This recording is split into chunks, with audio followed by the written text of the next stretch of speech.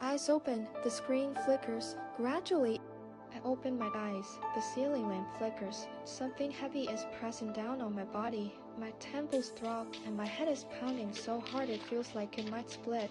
My ears ring from the force of my own heartbeat. Something cold brushes against my cheek, feels like a shard of glass.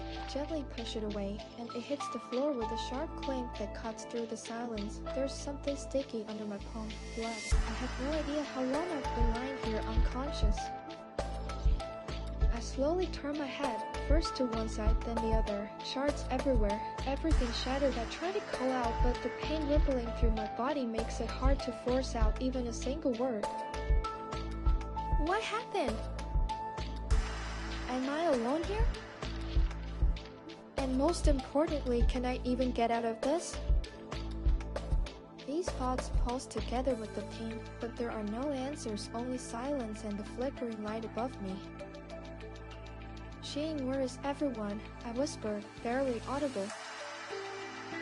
I tried to sit up, but something held my leg down. A metal cabinet had toppled onto it, hitting me in place. I pushed against it, but it wouldn't budge. I had to lie still for a moment and try again. My head was still ringing, and in that ringing I thought I could hear footsteps. Is someone there? I muttered, my voice trembling.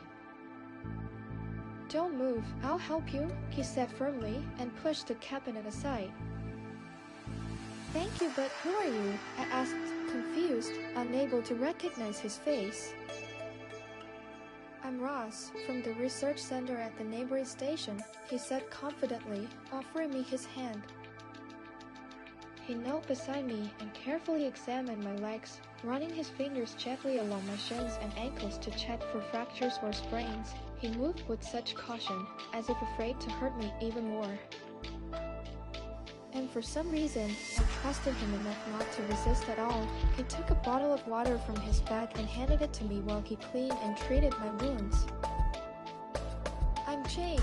How did you even get here? I finally asked after a long stretch of silence. I know, your signal started dropping. They sent me to investigate.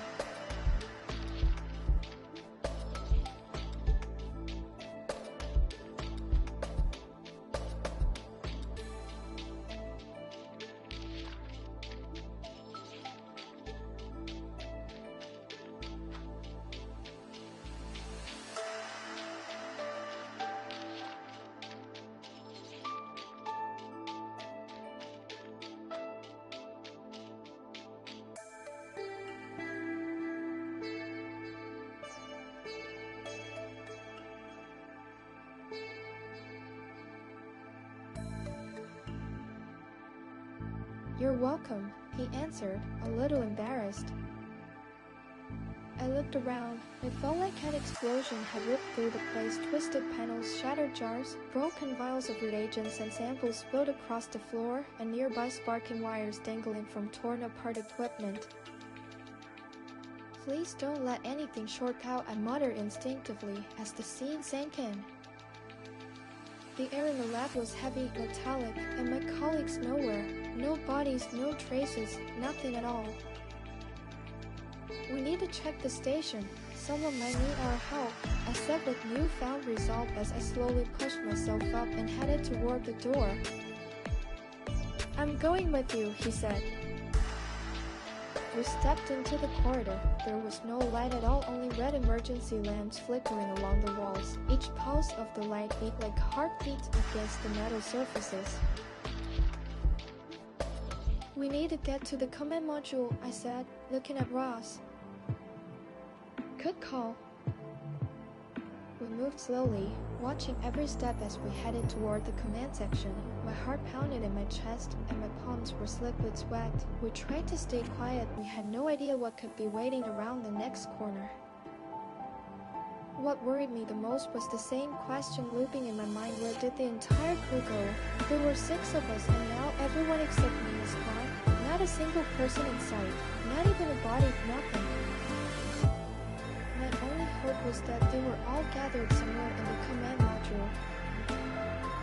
I stepped into the command module first. It was in ruins as well. I moved closer to the main console, leaning over the monitors. The indicators flickered yellow, a good sign. It meant the power grid was at least partially functioning, and that was better than a complete shutdown. "Alright, let's see," I muttered under my breath. One of the screens displayed a flashing fragment of code, so I wasn't imagining things. Someone had been here. Someone must have tried sending out a distress signal to the other stations. We should try opening the event log. Maybe someone managed to leave a record. I don't need a log to know what happened. What I don't understand is where everyone went, I murmured again to myself. By the way, if you remember anything, tell me. Start from the moment it began. I walked toward the window. On the horizon, a pitch black sky, nothing alive anywhere. Even though it had been more than half a year since humanity first encountered the terrifying virus, I still couldn't accept that this was our new world. No green trees, no flowers, not a single person wandering outside, enjoying life. The surviving population was sealed in bunkers, far from sunlight, breathing air that went through 10 stages of filtration. People depended on us and on the hope that the virus wouldn't infiltrate their new shelters. Where do I even begin? I sighed. From the very start, every detail matters. Every moment you can remember, he said softly, watching me. We woke up, had breakfast, grabbed some coffee. Everyone went about their tasks. Some watched the readings, others scanned the area for samples. About an hour later, the sensors started flashing like a severe storm or an earthquake was heading our way. The whole place shook. The equipment went crazy, beeping and blinking like it was about to explode, and then it just went dark. The next thing I remember is waking up in the lab. Stress can erase parts of memory, but based on what you told me, it's even more important that we access the event log. Whatever that phenomenon was, we need to know how it affected you. I returned to the console and tried turning on at least one computer, but nothing responded. Maybe a surge fried the systems, or maybe there simply wasn't enough power. We needed answers. If there's an emergency generator, we need to start it. The computers might not be booting because they're underpowered. It's in the lower section. I just hope it isn't blocked off, I sighed and moved toward the door. We need to retrieve at least part of the system. If even one module is intact, I can repair it, he said, following close behind. We walked through the corridors of the research station, and I could hardly believe my own eyes. The ceiling was cracked, dust covered everything, and the shattered lamps that just this morning softly lit these halls were now flickering weakly. How can everything change so drastically in just a few hours? My mind simply refused to accept it. Just this morning we were drinking coffee, making plans for the day. Maybe we could have finally found the samples we needed, maybe even gotten closer to creating a vaccine for the damn virus. And now here I am, searching for a generator with someone I've known for barely an hour, yet forced to trust him as if he were part of my team. While the people who've been with me since the very beginning of this outbreak, they're gone. As if they simply dissolved into the air. We finally reached the lower section. There was no light at all, complete darkness. Luckily, Russ had a pocket flashlight. It wouldn't illuminate the whole room, but it was better than nothing. "Shane, here," he said, handing me the flashlight. I switched it on, and the beam cut through the darkness like a knife. The air was thick, filled with dust and smoke, making it hard to breathe. Underfoot, shards of glass and plastic cracked with every step. I moved very carefully, trying not to touch the dangling wires like the lifeblood of the station. Ross followed behind me, tracing my steps. We scanned everything around us as we went. "Be careful, there are a lot of exposed wires here." "Do you hear that?" I said softly, stopping. "Yeah," he replied, listening intently. "Something tells me that's the cooling system." I The generators flooded. We're in big trouble, he sighed. I don't even want to think about that, I whispered. Shine the light over there again. I think I see something. One sec, I said, directing the beam toward the corner. Through the debris and a cloud of dust, something that looked very much like the generator appeared. I stepped carefully over the rubble, avoiding the crackling exposed wires on the floor. Ross stayed behind me. As we got closer, he crouched and began inspecting everything meticulously. What is it? I whispered. Wait, stop. I want to make sure there's nothing dangerous, he murmured, examining every inch cautiously. I'm sure this is what we're looking for, I said with a smile. Me too, he said firmly, looking up at me. I couldn't wait any longer. My heart was pounding, my pulse thundering in my temples. Ross started clearing the area around the generator, carefully, so as not to damage the casing or any vital components. Hold the light steady, don't move. If we don't damage the module, there's still a chance it survived. Holding, you're in charge. Don't rush, I whispered. If it's even partially intact, we'll be fine, but we have to be careful. Any short circuit and that's it, the end. Look over there on the left. I think something's connected, I muttered, pointing toward the generator's left side. Hold on, wait. This cable's cut, nothing serious, he said after checking the generator. So, are we hauling it back up? Yeah, we need to take it to the command deck. We carefully lifted the generator from both sides. Its metal casing felt cold for a second. I could have sworn it was damp. I placed a flashlight on top of it so we'd at least have a bit of light to guide our way. The light bounced off the walls, illuminating the corridor littered with broken glass, damaged equipment, and a thick layer of dust. We moved carefully, trying not to make any sudden movements to avoid causing further damage. We finally made it back to the command deck. The monitor lights were still flashing yellow, which meant there hadn't been any more power surges. Ross carefully placed the generator near the main console and checked the wires. He disconnected the old power cable. Everything went dark for a moment, then he grabbed a new cable running from the generator's body and connected it to the system. I stood beside him, my palms sweaty and sticky, gripping the flashlight nervously. Its beam trembled, outlining the contours of the already dark room. Ready for me to turn it on? He asked, looking up at me. Yes, turn it on, I said, my voice shaking. Ross pressed the button on the generator. It hummed quietly, and within seconds the lights began to brighten and the equipment came back to life. System symbols appeared on the screens, followed by the familiar station control menu. I rushed to the console, activated the main terminal, and connected the biometer, a small module integrated into the station system. The screen flickered briefly, then two heart rate lines appeared, mine 105 beats per minute, and Ross 61. How can you be so calm? I asked, surprised, looking at him. I always am. Panic is a virus too. It can settle inside you and slowly kill, he muttered, stepping away from the console toward the window. I walked closer to him. He leaned on the windowsill, staring through the dusty glass at the aftermath of what the virus had done. Everything here was dead now, no movement, no sound, nothing. The virus destroyed everything mercilessly, I sighed, staring intently out the window. It didn't just destroy, it's like it wants to reach everyone, leaving no one a chance. Shane.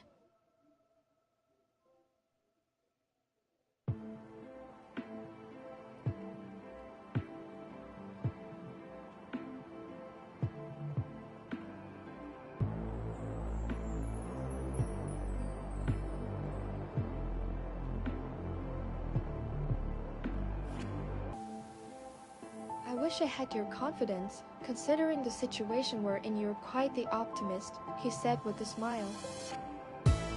We're alive, that's a start. The generator works, the station's up, the systems respond, which means we can keep exploring this part of the Earth. And still, there's a chance to find samples, I replied with a smile. I'm going to get some rest. I'll find a room somewhere on this station, he said, heading toward the door. Wait, I shouted. What? He asked, surprised. Sorry, but can I come with you? I don't get it, why? He asked suspiciously. I'm terrified of being alone. I need to hear, if not words, then at least someone breathing nearby, I sighed. I'm alright, I'll stay close. Don't worry, we'll go together, he said hesitantly after a moment of thought. Thank you, I really need this, I said quietly, smiling. We left the command deck and made our way through the dark, dusty corridors, searching for a place to spend the night. I walked behind Ross, feeling incredibly awkward. It's not every day you ask someone to sleep in the same room with you, but I didn't have any other options. I was terrified of being alone. Just the thought sent shivers down my spine. This fear had been with me since childhood. Back then, I was afraid to stay alone even in my own room. To fight the loneliness, I would invent an imaginary friend or bring all my toys to bed, pretending they were alive. And after the virus started killing the people I cared about, and later, those who became close to me, this fear only grew stronger. Now it felt almost like a living, breathing panic, sitting somewhere inside me, refusing to let go for even a moment. Where were your rooms? I'll show you. Hopefully, they're still intact, I said, moving ahead. When we reached the sleeping quarters, I suggested choosing the room that was least damaged. All the doors were open, some were completely ruined, but 2 rooms were almost perfectly preserved. Oh, let's take this one. Probably the cleanest, he sighed. Perfect. Ross confidently stepped into the room, and I followed behind him. The room looked good compared to the others, with seeing my own had been completely destroyed, as if an explosion had ripped through it. Along the wall were 3 bunk beds, each with a small nightstand. A small window in the center of the wall showed nothing but the black emptiness outside. Under the window sat a desk, basically the same setup as the other rooms. Ross, I feel awful asking this, but please don't leave me alone. It's fine. Don't worry. It's definitely calmer together. Thank you, I sighed, choosing the bed closest to the wall. The blanket was covered in a layer of dust. I carefully shook it out and fluffed the pillow. Kicking off my shoes, I climbed into bed and pulled the blanket up to my chin. I closed my eyes and took a deep breath. My heart was still racing after everything that had happened today. Somewhere nearby, I heard Ross's bed creak. He probably couldn't sleep either, quietly turning from side to side. I tried to distract myself with positive thoughts. Slowly, it worked. Bit by bit, my thoughts started to dissolve somewhere in my subconscious, and I fell asleep. I woke up before Ross, shivering. The room was cool and slightly damp. The atmosphere felt calm and quiet. Only the muted hum of the system reminding me the station was still alive, still fighting. Carefully, so as not to wake Ross, I got out of bed, put on my shoes, straightened the blanket, and stepped quietly into the corridor. The corridor seemed a little brighter now, hopefully. The generator had stabilized. The emergency lights on the broken fixtures flickered nervously. I quickly made my way toward the command deck. When I entered the command deck, I was greeted by the familiar hum of the generator, steady and calm. I stepped closer and checked the power panel. The readings had stabilized, the voltage evened out. This was incredibly good news. Shane.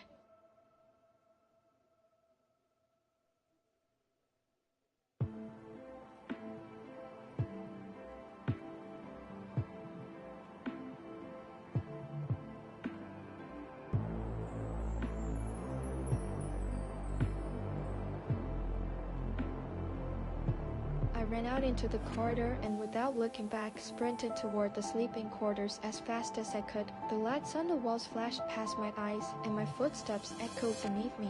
It felt like I reached the room in seconds. Finally, the familiar door came into view. I ran so fast I almost crashed into it. I burst into the room, leaning on the nearby bed to catch my breath. My heart was pounding like crazy in my chest, and my pulse throbbed so hard it echoed in my temples. Ross, wake up faster, faster! I gasped, nearly shouting myself hoarse. He flinched, then sprang upright from the bed. Within seconds, he was on his feet, eyes wide open. His face didn't just show surprise, it was pure horror. W, what? W, what happened? He yelled at the top of his lungs. The voltage is stable. We can connect the external field sensors. He sank onto the bed, or rather collapsed onto it, rubbing his face with his hands. He looked back at me. I felt like his stare could pierce right through me. You're kidding, right? He sighed. Why? I asked, surprised. You screamed like that. I thought something terrible had happened. He sighed again. Not terrible, but very important, I said firmly, stepping toward the door. Ross got up and walked closer to me, staring intently into my eyes. His jaw was tense, and he didn't break eye contact. He just stood there, silent. Are you absolutely sure the system is stable? He asked after a moment. More than sure, I added firmly. Well, if that's the case, then go, he said, heading out of the room. I followed Ross. His steps were steady but slightly tense, as if he didn't quite believe my words. He was rushing to prove to me that I was wrong to wake him. We stepped into the command module. I rushed back to the monitors and checked the power panel again. Everything was stable, exactly the same as before. I ran off to call Ross. Here, look, I said, shifting slightly aside so he could see every detail with his own eyes. Ross leaned over the monitors without saying a word. He examined each line carefully, scanning across the screen, opening additional diagnostic panels, comparing every value with previous logs, and I just stood there, quiet, watching. Readings are stable, he finally said, still not taking his eyes off the screen. Great, can we activate the external field scanners? I asked, excited but keeping my voice low. Ross frowned. The look on his face made it clear he was genuinely unsure. His eyes dropped back to the monitor, double-checking our steps, then lifted again to meet mine. For a moment, it felt as if even the air in the room grew heavier. My heart was pounding so hard it felt like it might burst from my chest. But I waited for a word, a sign, anything that would confirm I wasn't imagining things, that this wasn't a glitch, not a hallucination, but a chance, a real chance to find the cure and save humanity. I think we can try, he said quietly. Finally, I've been waiting to hear that. I breathed out in relief as I leaned over the control panel. I took a deep breath, then another. My fingers trembled under the weight of the responsibility settling on my shoulders. I quickly began entering the access passwords for the external scanner systems. My fingers moved so fast across the panel, almost as if they were afraid to stop. Every motion precise, deliberate, even though inside I was anything but calm. The control interface appeared on the monitor, dozens of data lines, each with its own access code. I had to remember everything. One ROM symbol, and it was over. The system would lock us out. Shane.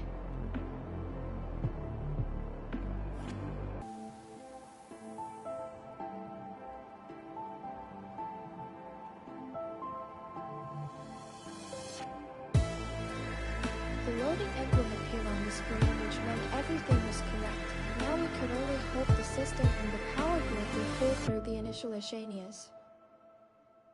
A line flashed across the screen. Access confirmed. Initializing scanning system. The lights flickered just once and so did we, but the power held. The external scanners activated. I glanced at Ross. He stood beside me without blinking. Honestly, it felt like he wasn't breathing at all. I don't believe it, Jane. You did it. We did it, he murmured.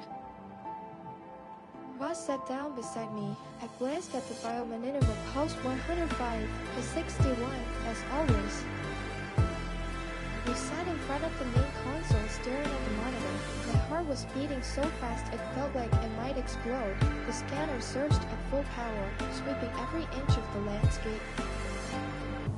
Data flashed across the screen, temperature readings, humidity levels, atmospheric pressure. All clean, no movement, no changes. More than 2 hours passed. We said nothing the entire time. The scanner kept doing its job, and slowly I began to lose hope. Jane.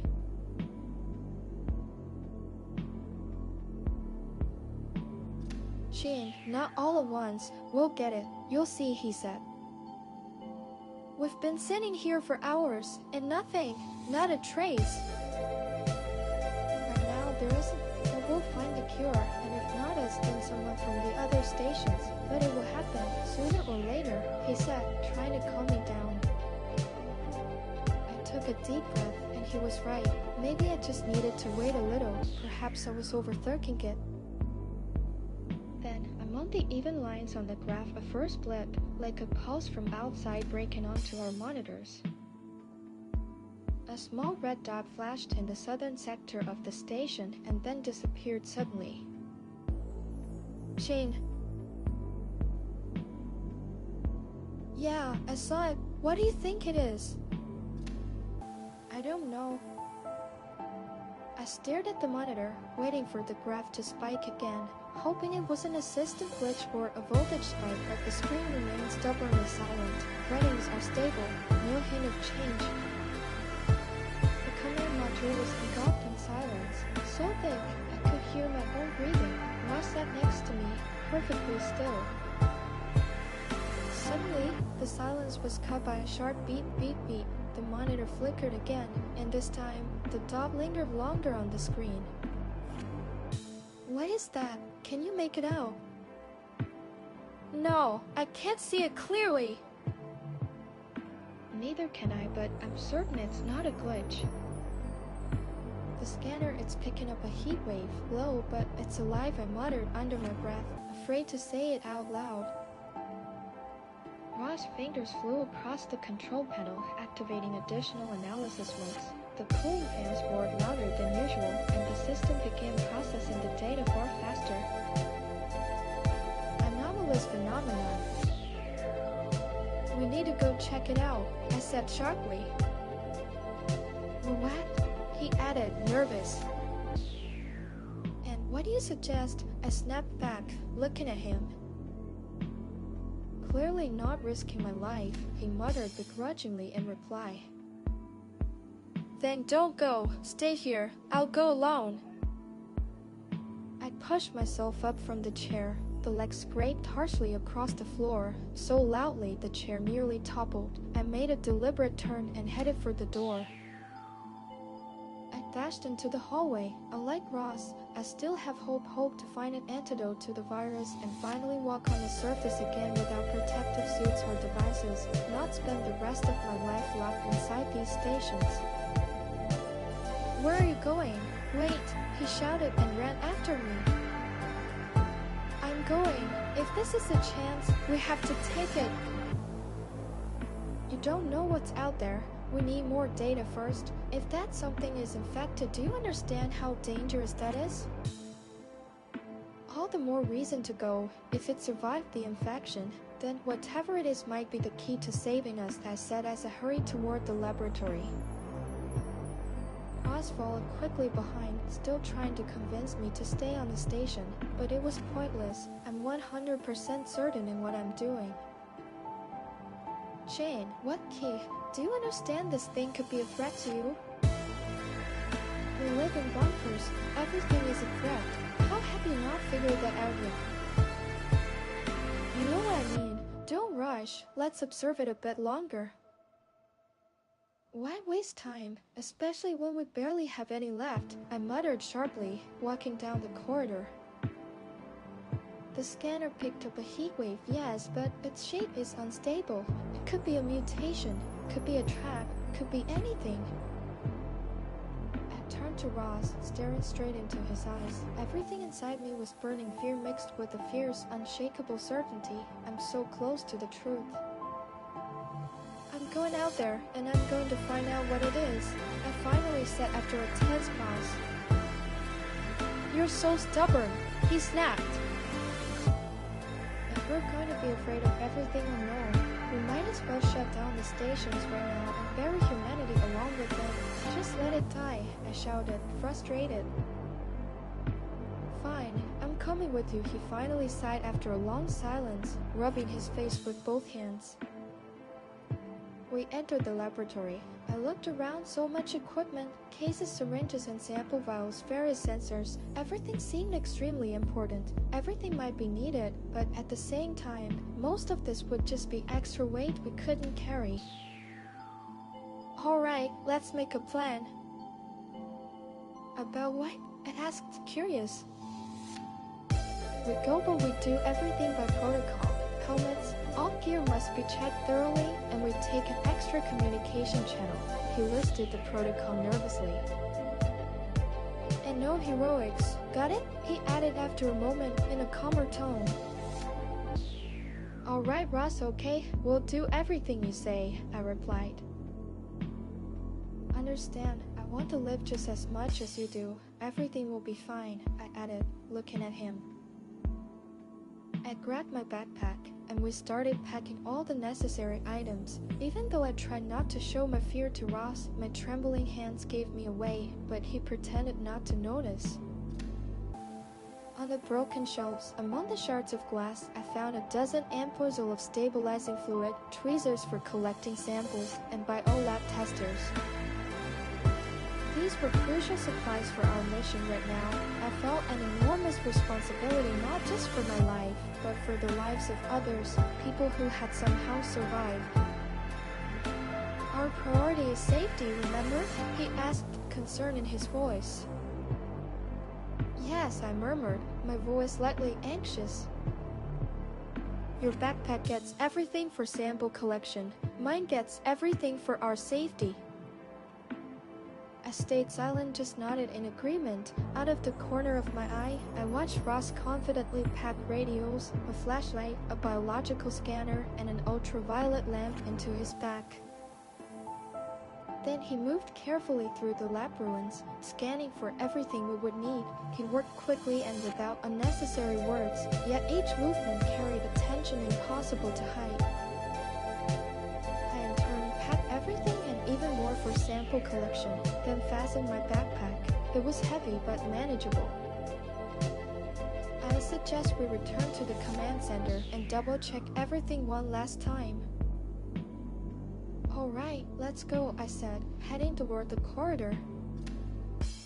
We walked slowly through the station corridors and simply stayed silent. The lamps above flickered, their dim light sliding along the walls, sometimes revealing, sometimes hiding the cracked and battered surfaces.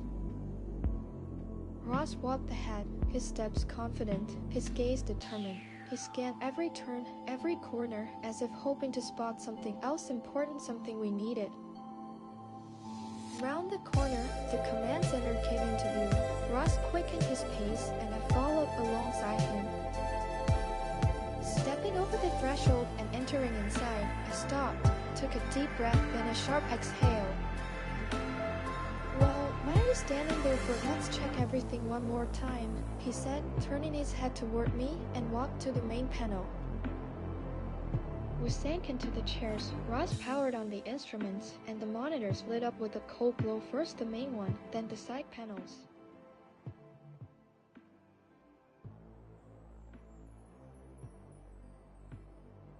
I'm a little scared, Ross, I whispered. Ross, I'm with you. Everything will be fine, he replied. I turned my head toward the biomonitors. 2 pulses appeared on the screen, mine 115 beats per minute, which isn't surprising. I could even feel it pounding in my temples, whether from fear or anticipation of the unknown.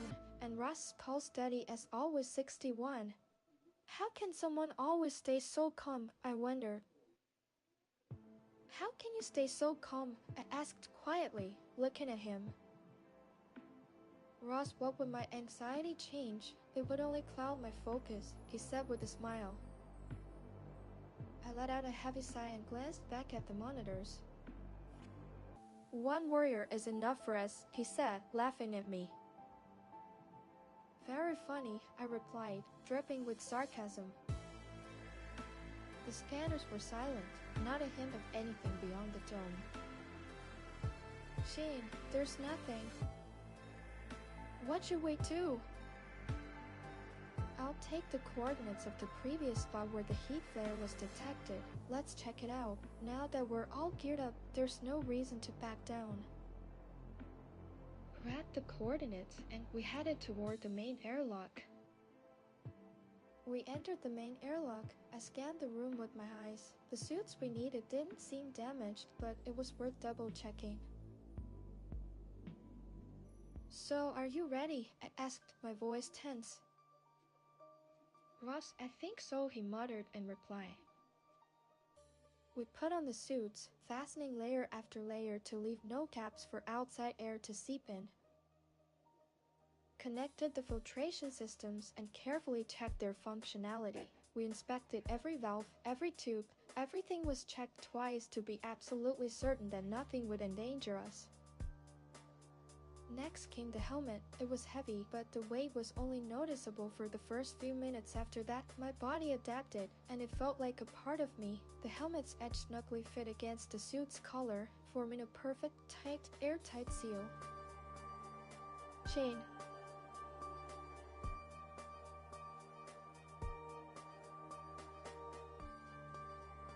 Yeah, I hope you're right, he murmured with a smile, looking at me. I stood before the door. Through the small circular window, all I could see was darkness and the unknown, and it made my stomach tighten with fear. You ready? He murmured. I don't know, I murmured back. Ha ha, and just an hour ago, you were yelling that you'd go alone, he muttered teasingly. That was before I saw this darkness, I murmured softly, embarrassed by my own bravery. I closed my eyes for a moment and exhaled. Inside the helmet, the sound echoed as a soft, muffled, warm breath like I was breathing into my own little room. Stepped closer and pressed the buttons on the airlock panel. The system emitted a short signal confirming readiness to open the doors to the outside. The panel lit up with a red button confirmed airlock opening. Ross, should I open it? He asked, looking at me. Shane, yes, I nodded in response.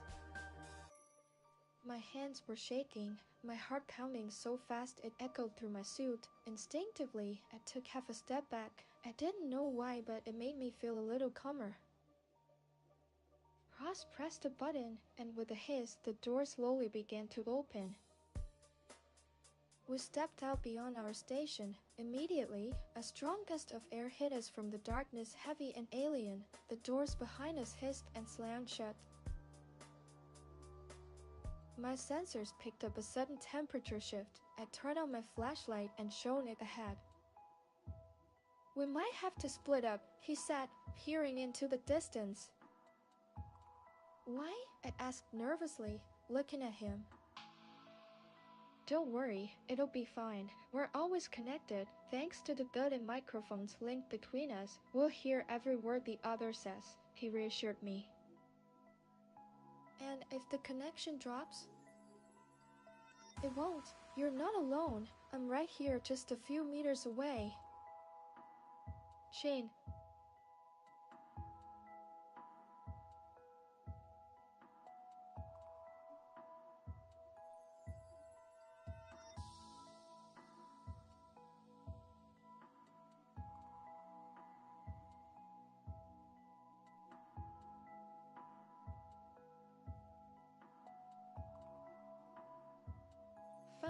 I go right, you go left. I'm close and we'll stay in constant contact, he said confidently and headed his way. If you see anything, tell me immediately. Got it? I said and started exploring the area. Absolutely! I carefully took my first steps into the unknown. The ground beneath me felt dry, its origin unfamiliar. All around, trees stood lifeless, their bark intact but no living leaves in sight. In the beam of my flashlight, abandoned buildings emerged. They were intact, yet looking at them sent a chill down my spine. No living soul had been here for a long time. Even though this street had once been full of life, the emptiness pressed against my soul so strongly it made me wince. I glanced back. Ross had already moved a considerable distance, only the glow of his flashlight marked his presence. Ross, you hear me? Don't leave me hanging, I called out, my voice tinged with worry. Yes, I hear you. All good? He asked firmly. Yes, everything's fine.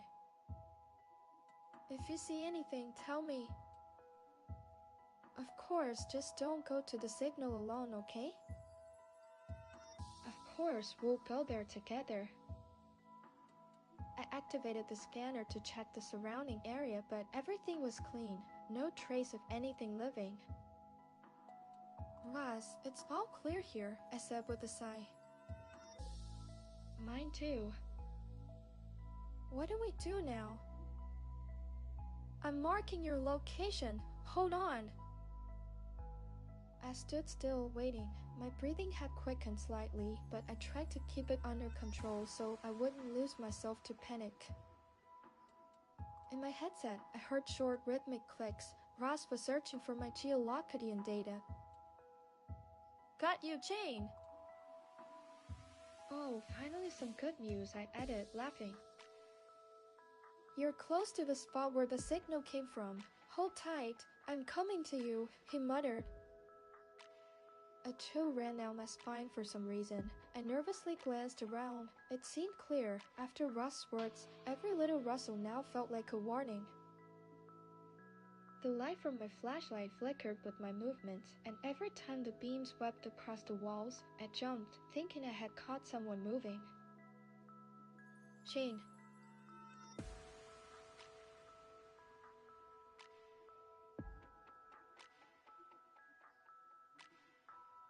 I'm already moving fast. There's no way to go faster. Wait, he muttered, out of breath.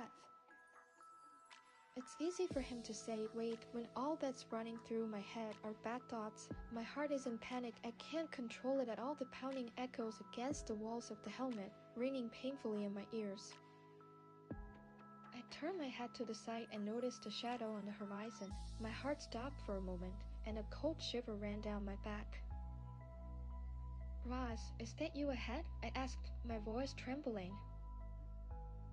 But he stayed silent, and the silence makes it even scarier. In my mind, I run through the worst-case scenarios. After a few seconds of silence, my heart starts pounding so wildly, it sends a painful pulsing echo straight to my temples. Why did I even decide to come here? I scolded myself, shifting from foot to foot. It feels like I've been standing in one spot so long that I'm starting to sink into the ground. Ross still hasn't answered, and all I hear in my headset is quiet static. What should I do? What should I do? I repeated endlessly. Jane, is that you ahead? His voice makes me flinch unconsciously. You really scared me. For some reason, the signal wasn't working. I don't know what caused the interference. His words on one hand calmed me slightly, but on the other, why is the connection cutting out? What's the reason? I think again about why I even came here. Where are you now? I muttered nervously. Oh, I think I can see you already. I hope it's me you see, I said, exhaling from fear. What do you mean? Who else would it be? He said, laughing. I don't know anything anymore.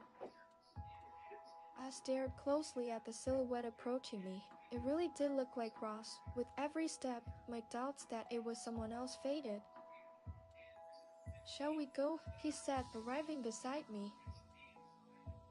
Yes, let's go, check it out, and then back to the station. I can't wait to get back, I muttered. And you wanted to come here alone, he grumbled. We moved on, step by step, in the direction plotted on Ross's tablet. The screen glowed dim cold light, and the red and blue lines of the graph jittered nervously, just like I did. My breathing isn't steady. Even though I try to take slow, full breaths, each step feels like the air in my suit has stopped flowing, and I slowly feel suffocated. Looks like we're here, he whispered. Are you sure? I asked, surprised. 100%. I try not to think about how hard it is to breathe, hoping it's psychosomatic, so I didn't tell Ross about my condition. I try to see anything at all, but it's useless, no trace, no remnants, nothing. Shane.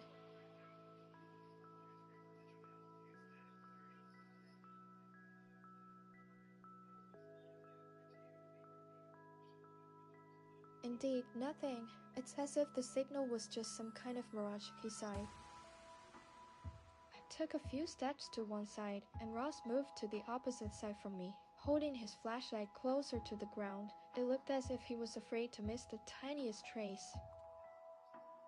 We moved slowly, very slowly, step by step, almost silently, afraid that each step could be too much and any extra noise might disturb or scare whatever we were looking for. We carefully explored the surrounding area, but it was all in vain. I could feel the tension in my chest rising. Not finding anything under the normal flashlight, I pressed the switch, the flashlight clicked, and instead of warm light, a cold purple glow spread around me. Ultraviolet made the ground look different, even more alien and mysterious. Ross switched to ultraviolet. Maybe we'll find something this way, I muttered, glancing at him. Alright, I'll try it now, he sighed. I could hear the despair in his voice, like he was already losing hope in our search. White howling. Suddenly, the air around us shivered. A powerful gust of wind tore past, lifting dry dust from the ground into a gray wall through which nothing was visible. Even the flashlight's beam barely cut a few inches ahead. To see anything further, its strength wouldn't be enough. Ross, where are you? I whispered, alarmed. My heart started beating faster. I took a careful step forward and aimed my flashlight blindly. Dust settled on my helmet's visor in a thin layer, making it almost impossible to see. I wiped it with my gloved hand, which helped briefly, but soon my visor was covered in dust again. Ross, can you hear me? I muttered again. Static hissed in my headset and microphone. I realized that because of the strong wind, the connection was either non-existent or intermittent, as I still hadn't received a clear reply from Ross. Shane, if you can hear me, stay in place. Don't move. I'll find you, he said, his voice broken and shaky. I hear you, Ross, badly, but I hear you, I muttered and froze in place.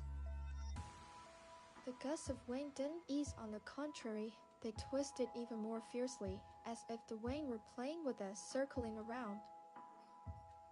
Dust particles in the beam of my flashlight appeared and disappeared like tiny clumps of shadows. I kept switching the flashlight from normal light to ultraviolet, hoping to spot something. Suddenly, behind me, I heard uncertain footsteps. My body froze from fear so completely that I couldn't move. I slowly began turning toward the sounds. Shane, is that you ahead? He asked, worried and broken. Damn, Ross, I got so scared I shouted nervously. I was a little scared too. I opened the bio panel on my tablet. Strange, my pulse 125 beats per minute. Normally, that's too high, but given everything I've gone through today, after this cursed wind, after the fear of something approaching me, it's understandable. Ross' pulse 61 beats per minute, steady as always, no matter the circumstances. Sometimes I wondered if he's even real. I swallowed the lump of fear that climbed up my throat and felt my chest tighten sharply again. Ross, aren't you scared? I asked anxiously. No, I can't change the situation, so why fear it? He asked, genuinely surprised. It's human nature to be afraid of something, right? I replied. Yes, but in a team, someone has to be rational, calm, otherwise death will take us, he said firmly. I found nothing to respond with, so I stayed silent. That was probably the right decision, I guess, although now I'm not sure about anything. What should we do next? I muttered, looking at Ross. Wait, I think I've picked up a signal. Well, what signal? I asked, surprised. Something very similar to what we observed earlier. Where exactly is this signal? Let's go there before it disappears. No, I'm trying to get the coordinates. We won't go there just yet. But why? I asked angrily. Don't you see? Look around you. And what? Wait again? Yes, wait. If you want a life, that is, he said firmly. And what if it disappears and never comes back? I asked nervously. Jane, the equipment is running low. The signal from that location is weak and could vanish at any moment. With drain scanners, we won't get far. So what do you suggest? I snapped. I suggest we return to the station, wait out the storm. Ross, no. We're already so close, I said, exhaling. Beep, beep, beep. Charge level 17. Stability of external filters is decreasing. Jane, this is no joke anymore. Battery level is 17. That's roughly an hour, he added with a sigh. And if we have enough charge, we could find the place where the signal appeared? I asked nervously. No, we're going back, now! I just stamped my foot nervously in response because his tone was sharp, firm, almost commanding. He left me no room for argument. Follow me and don't stray a step. The connection between us could break at any moment. If we're lucky, we'll catch the coordinates and get back to the station safely, he said resolutely. Okay, but promise me, the storm ends, we'll recharge our devices and we'll come back here for sure, I said with desperation. I promise, he said and headed toward the station. We started moving back to the station, and the storm seemed to deliberately rage with renewed strength. The dust will thicken, and each step was several times harder than the previous ones. It felt as if the ground under our feet was moving, though I knew it was just my nerves. Beep, beep, beep. Charge level 14. The stability of external filters is significantly reduced. Damn it, he muttered nervously, picking up dust under his feet. What happened? I asked, scared. Battery's at 14%. We need to conserve. Jane, we'll have to cut the comms. Jane.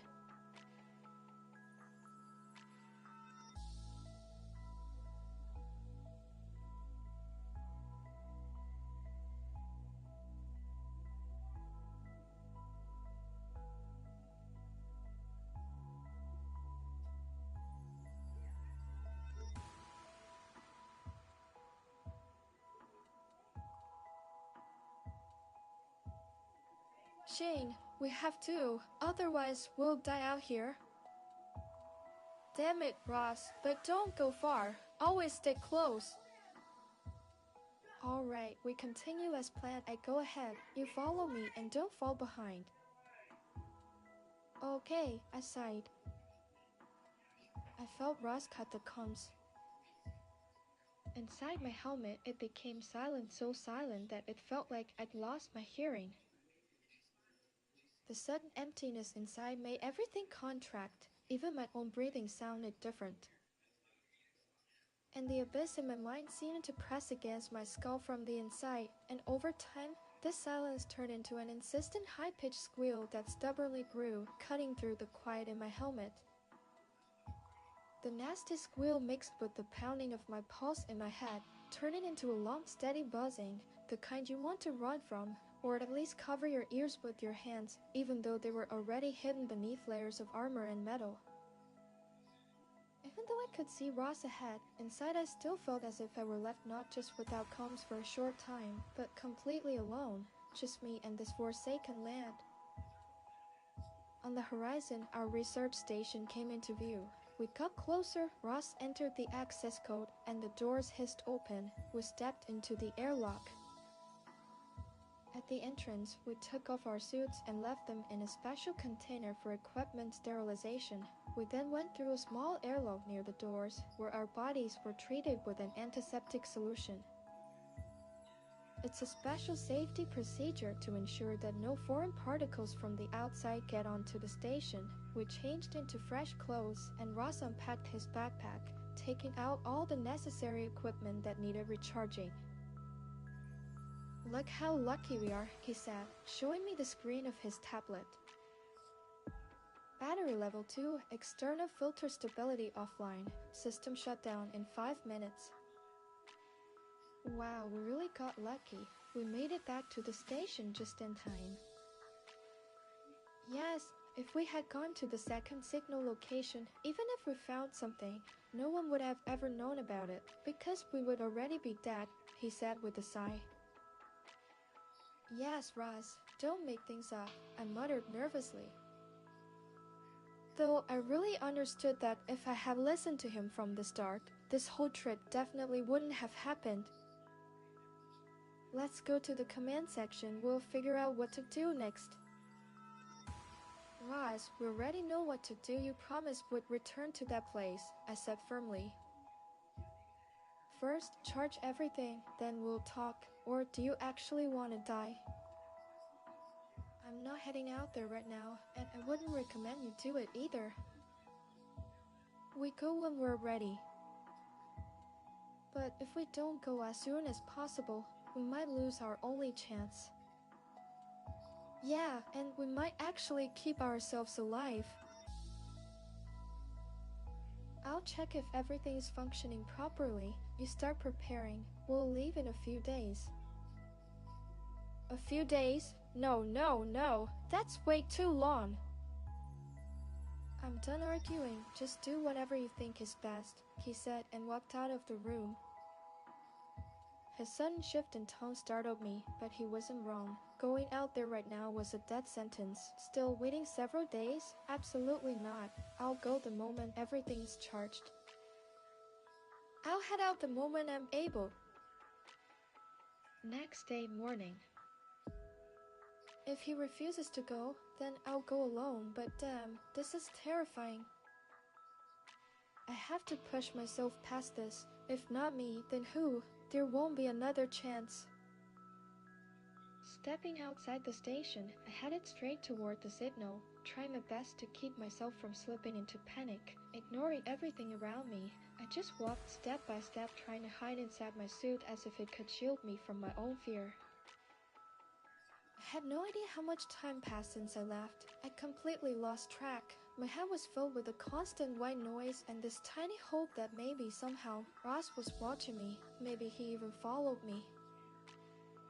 That thought kept me steady, even though I knew it was just wishful thinking, but it helped me move forward. So I kept walking and walking and walking. Until I finally arrived. When I reached the location the locator had pointed me to, I expected to find a person, but instead there it was, a strange-looking container half buried under layers of dust and dirt. I stepped closer, brushing away the grime. Slowly, a label began to appear underneath. And no, that's impossible. The label on the container read biological samples, virus antigen, sample 164. An antigen, but then how is this even possible? A PAL 61 inside this thing. I must be losing my mind. After pulling myself together, I grabbed the container. It felt unbelievably heavy. I don't even know how I managed to drag it all the way back, but somehow I did. The moment I crossed the threshold of the station, I started looking for Ross. But no matter how long I searched, he was nowhere to be found. 1,000 thoughts raced through my mind, but I forced myself not to panic, trying to understand what was going on. Maybe he followed me, or what if something happened to him?